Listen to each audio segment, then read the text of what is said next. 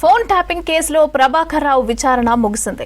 రెండో రోజు దాదాపు 9 గంటల పాటు సిట్ అధికారులు ప్రశ్నించారు. ఈ నెల 14న మళ్లీ విచారణకు రావాలని ఆదేశించారు సిట్ అధికారులు.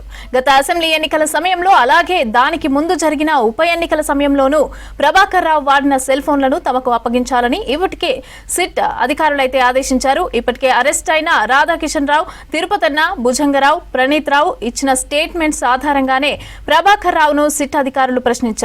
మరింత సమాచారం మా ప్రతినిధి రామ్ ప్రసాద్ అందిస్తారు.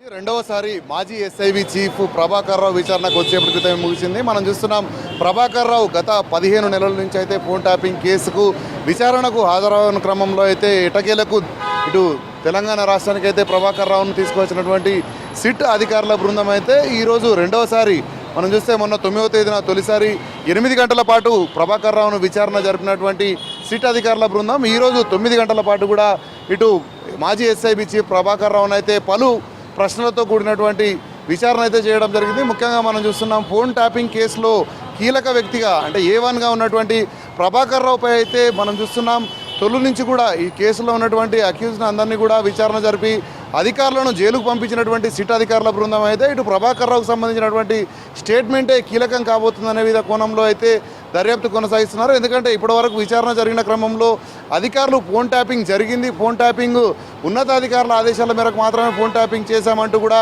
ఇప్పటివరకు అరెస్ట్ అయ్యి అదేవిధంగా జైలుకు వెళ్ళినటువంటి పోలీస్ అధికారులు ఇటు భుజంగరావు కానీ, తిరుపతన్న కానీ, అదేవిధంగా రాధాకిషన్ రావు, ప్రణీత్ రావు వీరందరూ కూడా ఇచ్చినటువంటి స్టేట్మెంట్లో అయితే ప్రధానంగా ఇటు ఇంటెలిజెన్స్ శాఖకు చీఫ్గా ఉన్నటువంటి ప్రభాకర్ రావు నేతృత్వంలోనే తాము పనిచేసినట్లు చెప్పిన క్రమంలో A1గా అయితే ప్రభాకర్ రావును గత ప్రభుత్వ హయాంలో జరిగినటువంటి ఫోన్ ట్యాపింగ్ కేసుకు సంబంధించి అయితే A1గా నమోదు చేయడం జరిగింది.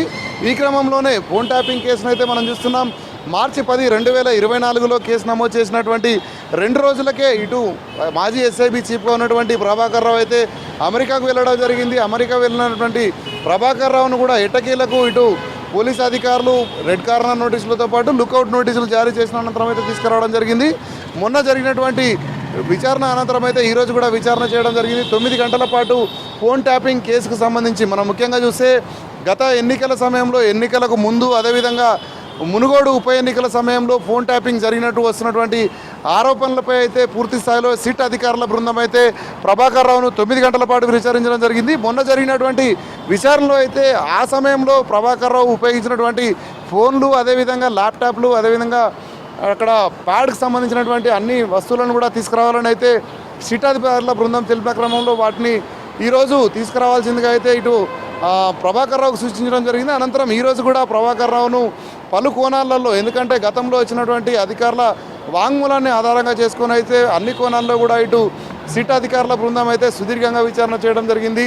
ముఖ్యంగా మనం చూస్తున్నాం ఫోన్ ట్యాపింగ్ కేసులో మాజీ ఎస్ఐబి చీఫ్గా ఉన్నటువంటి ప్రభాకర్ రావు అయితే ఈ కేసుకు సంబంధించి నోరు విప్పినట్లయితే గత ప్రభుత్వ పెద్దల ప్రమేయం ఉందా లేదా అనేటువంటి అంశంపై పూర్తి స్థాయిలో స్పష్టత రావడంతో పాటు అసలు ఫోన్ ట్యాపింగ్ ఎందుకు చేయాల్సి వచ్చిందనేటువంటి అన్ని అంశాలపైన కూడా ఈ యొక్క సుదీర్ఘంగా చేస్తున్నటువంటి విచారణ అనంతరం అయితే కీలక విషయాలు వెల్లడే అవకాశం ఉన్న క్రమంలో అయితే ప్రభాకర్ రావును అన్ని కోణాల్లో కూడా సిట్ అధికారుల బృందం ఇటు ప్రశ్నిస్తుంది. ముఖ్యంగా ఫోన్ ట్యాపింగ్ చేయడానికి ఎంచుకున్నటువంటి ప్రదేశాలు కానీ అదేవిధంగా నియమించుకున్నటువంటి అధికారులను ఎవరి ఆదేశాల మేరకు నియమిస్తున్నారు, అదేవిధంగా ఈ యొక్క సమాచారాన్ని ఎవరికి చేరవేశారు, ఎవరి ఆదేశాల మేరకు చేరవేశారు అనేటువంటి అన్ని కోణాల్లో కూడా ఇటు సిట్ అధికారుల బృందం అయితే సుదీర్ఘంగా విచారణ జరిపినట్టు మనకు తెలుస్తూ ఉంది. ముఖ్యంగా ఇప్పటికే ఫోన్ ట్యాపింగ్ కేసులో ఇటు విచారణకు హాజరైనటువంటి అధికారులందరూ కూడా అరెస్ట్ చేయడంతో పాటు జైలుకు పంపించినటువంటి సిట్ అధికారుల బృందం అయితే ఈరోజు రెండవసారి విచారణకు హాజరైనటువంటి యొక్క ప్రభాకర్ రావును విచారణ చేయడం జరిగింది. ముఖ్యంగా తదుపరి కూడా విచారణకు పిలిచేటువంటి అవకాశం కూడా ఉన్నట్టు మనకు తెలుస్తూ ఉంది.